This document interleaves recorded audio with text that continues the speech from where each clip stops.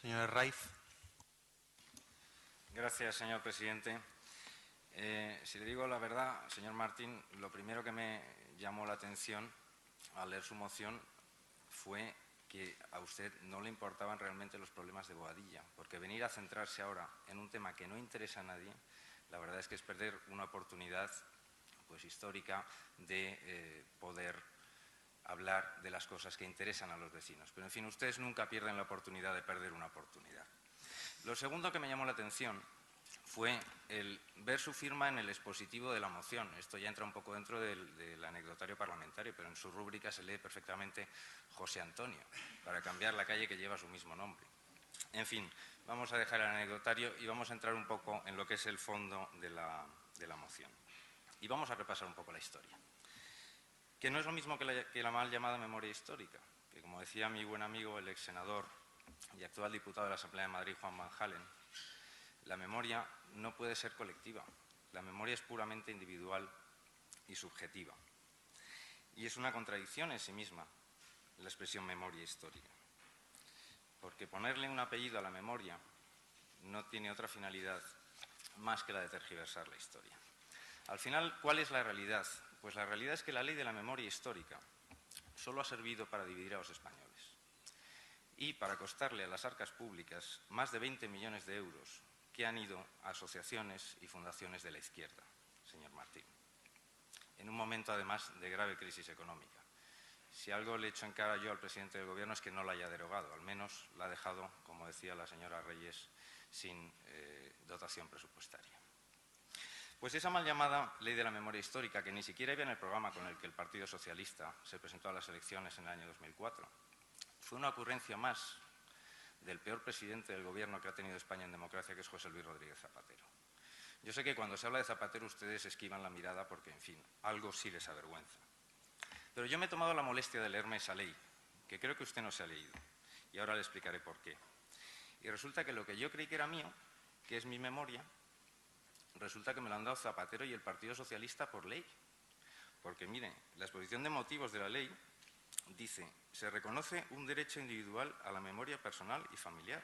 O sea, que les debo a ustedes el poder tener memoria. Pues muchas gracias, no lo olvidaré nunca. Mire, la irresponsabilidad de Zapatero y la suya hoy aquí fue tratar de resucitar una guerra civil que los españoles ya habíamos enterrado con el referéndum del 76 y la Constitución del 78.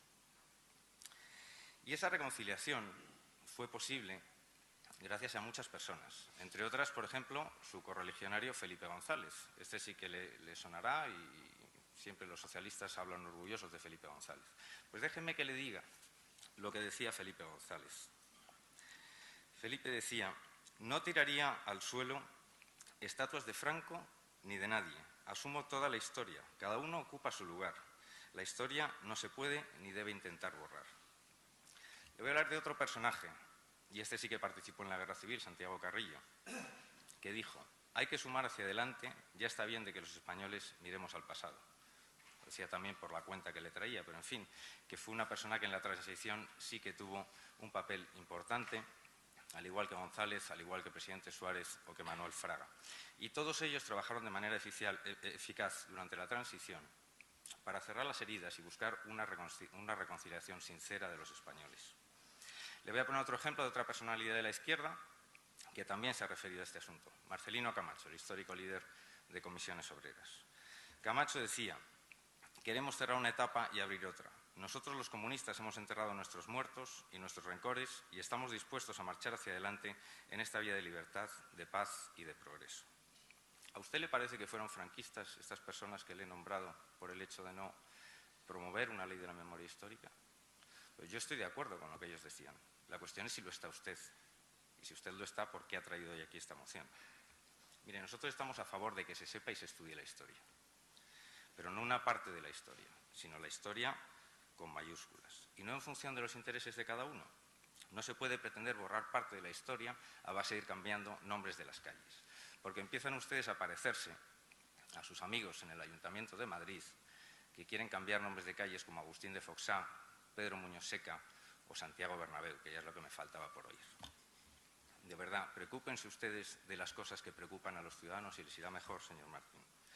esta mañana venía escuchando la radio que en Barcelona han quitado el busto de Su Majestad el Rey don Juan Carlos del Salón de Plenos, y un representante del partido de Ada Colau, no me pregunte cómo se llama, que no me acuerdo, decía que por qué iba a estar el busto del rey y no algún símbolo republicano.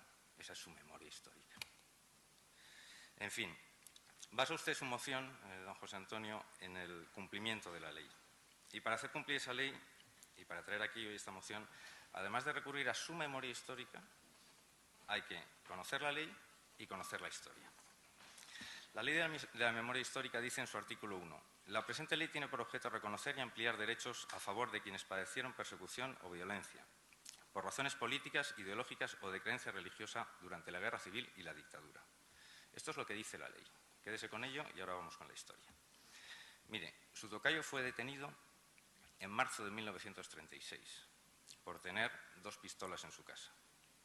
No era diputado y por tanto no tenía inmunidad parlamentaria, lo cual en aquella época tampoco era demasiado importante, porque mire usted lo que le pasó a Calvo Sotelo, jefe de la oposición y diputado, que fue sacado de su casa por la noche por la escolta de Indalecio Prieto y asesinado por el pistolero y militante socialista Luis Victoriano Cuenca. En fin, después de una petición de conmutación de la pena, que fue denegada con cierta división, por cierto, en el Consejo de Ministros, José Antonio fue fusilado el 20 de noviembre de 1936. Como anécdota le contaré también que Indalecio Prieto, que al final se quedó con la famosa maleta de José Antonio, decía que a José Antonio no había que juzgarle, que había que soltarle en Salamanca en mitad de las tropas nacionales para generar división. El propio Franco, que tuvo la oportunidad de ayudar a José Antonio, no quiso hacerlo, porque la idea de Franco era controlar la falange y sabe que José Antonio jamás se lo hubiera permitido. Quiero decir con esto que no había unanimidad respecto a la figura de José Antonio ni en la derecha ni en la izquierda. Pero bueno, como he dicho, y retomando un poco el hilo, detenido en marzo del 36, la guerra empieza en julio y es fusilado en noviembre. ¿Qué quiere decir esto? Pues que José Antonio no pudo participar en la guerra civil porque estaba preso, ni en la dictadura porque estaba muerto. Entonces, ¿me quiere usted decir en qué se basa para aplicar aquí la ley de la memoria histórica? Porque como no sea como víctima, me va usted a contar. Mire, mi partido está profundamente comprometido con la Constitución y con la democracia. Nuestro partido nació en democracia, el suyo no. El suyo hizo la guerra civil, con líderes como Largo Caballero. Sí, que dijo lindezas como esta: mire, la clase obrera debe adueñarse del poder político convencida de que la democracia es incompatible con el socialismo. Eso lo dijo Largo Caballero. Con hechos como el asesinato ya mencionado de Calvo Sotelo, que unos días antes de ser asesinado, el presidente del Consejo de Ministros, Casares Quiroga, le dijo: pensando en su señoría, encuentro justificado todo, incluso el atentado que le prive de la vida. Y vamos a dejarlo ahí, porque perlas socialistas en esa idílica Segunda República suya, le aseguro que hay para dar y regalar. Ustedes no pueden darnos ninguna lección de democracia, absolutamente ninguna, señor Martín. Ustedes tienen una doble vara de medir cuando hablan de la memoria histórica. Tanto Largo Caballero como Prieto, por cierto, golpistas confesos en el golpe del 34, después de las elecciones que ganó la CEDE en el 33, tienen dedicados sendos monumentos en la ciudad de Madrid. Tienen calles en municipios que gobierna el Partido Popular, como Alcobendas o Alcorcón. Y nadie en la derecha ha pedido la retirada de esos monumentos ni de esos símbolos. Es que no nos importa. Miren, en España subsisten multitudes de escudos de la República. Le he traído aquí unos cuantos para que los vea usted.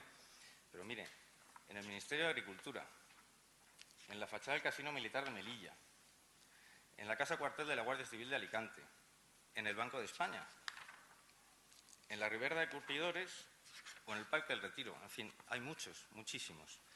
Nadie se rasga las vestiduras por ver escudos de la República.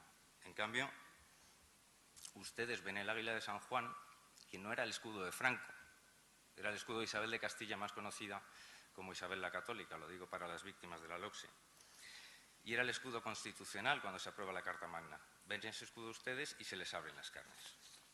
Pues mire, nadie se rasga las vestiduras en la derecha por reconocimientos públicos a personas de la izquierda, ni por ver escudos de la República en numerosos edificios.